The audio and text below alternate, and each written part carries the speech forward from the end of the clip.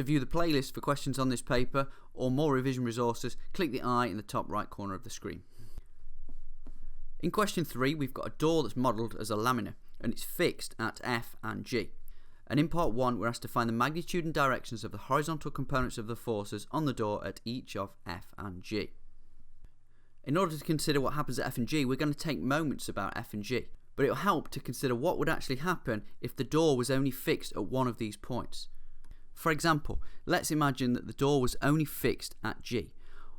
In that case, the centre of mass would want to try and move so that it was underneath here. Just imagine, for the sake of this question, there wasn't a wall down here between F and G. What would happen is it would rotate until the centre of mass was underneath G. But what's really happening in this problem is the force at F is stopping that from happening. So the force at F would have to be in this direction here to the right in order to prevent it going through. If we now think about what would happen if it's fixed at F, we wouldn't rotate it this way because the centre of mass is not going to go upwards, it's instead going to go downwards and rotate this way until it was there like that. Okay, which means that the force at G is stopping it from falling in this direction. So the force at G would have to be to the left. So now that we know the direction that the forces will be in, we'll consider what the actual calculations will be in order to calculate the moments. So we've got a centre of mass for the rectangular part around here and a centre of mass for the semicircular part around here, and the effect of those when we do moment calculations will be that they will act downwards. We'll begin by taking moments about F, and we'll take the anti-clockwise direction to be positive. So both of these forces are in a clockwise direction, so they'll be negative. But remember, we've also got a horizontal component at G, which is acting in this direction. And we'll call that force a normal contact force at G, so RG. So the moments about F, we've got this force here, RG. And that will be multiplied by the perpendicular distance from F, in this case 140 centimetres. So that's going to be multiplied by 1.4. In the other direction, we've got these two forces here, which are given in the question as 60 newtons and 10 newtons. So we've got 60 newtons multiplied by the perpendicular distance, which is 40 centimetres. So minus 60 times 0.4. And then 10 newtons, if we extend this force down until it's perpendicular to F, that'll be minus 10 times 0.4 as well. And as the door is in equilibrium, all of this will have to equal 0. All we have to do to solve this is move these two terms here to the right hand side by adding them and then divide through. As it's a fairly straightforward calculation, we won't bother writing down the manipulations, we'll just do it on our calculator. So we've got 10 times 0.4 plus 60 times 0.4, that's the same as doing 70 times 0.4. And then we'll divide through by the 1.4. And that gives us RG is 20 newtons. Next we'll take moments about G.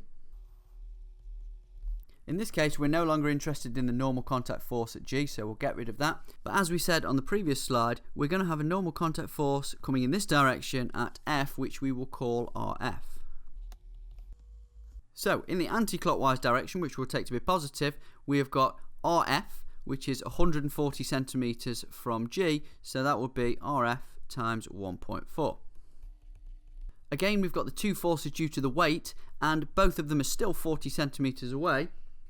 And so we have the same calculation as up here, but with RG replaced by RF. Therefore, RF is also 20 newtons. But remember, the question asks us which direction they're going in. So the RG force is to the left, and the RF force is to the right. And that's the end of part 1. In part 2, we're asked to calculate the distance from AE to the centre of mass of the door. We already know from the last part the centre of mass is 40 centimetres in the horizontal direction. All we've got to do is work in the Y direction. So for the rectangular laminar, we know that the centre of mass will be in the middle here at 100 centimetres up, and we know that the centre of mass for the semicircular laminar will be up here. So in order to make the working out simpler for this question, I'm going to draw myself a table.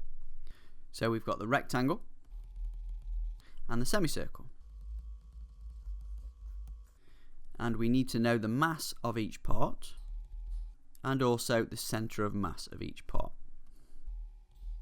We know the weight of the rectangular part is 60 newtons, and to get the mass from the weight we divide by 9.8 or divide by g, so the mass of the rectangle will be 60 divided by g. Similarly for the semicircle, it's got a weight of 10 newtons, so to get the mass we would do 10 divided by g. Y bar for the rectangle is very straightforward. It's going to be right in the middle of the rectangle here, and the rectangle is 200 centimeters long, so that will be 100 centimeters or just 1 meter. The semicircle is a little bit more complicated. It's going to be somewhere in the semicircle up here, so straight away we need to go up 200 centimeters to get to the edge of the semicircle here, so it's going to be 2 plus something. In the formula book, we're given the formula for the centre of mass for a sector of a circle, radius r, angle at the centre is 2 alpha, as 2r sine alpha over 3 alpha.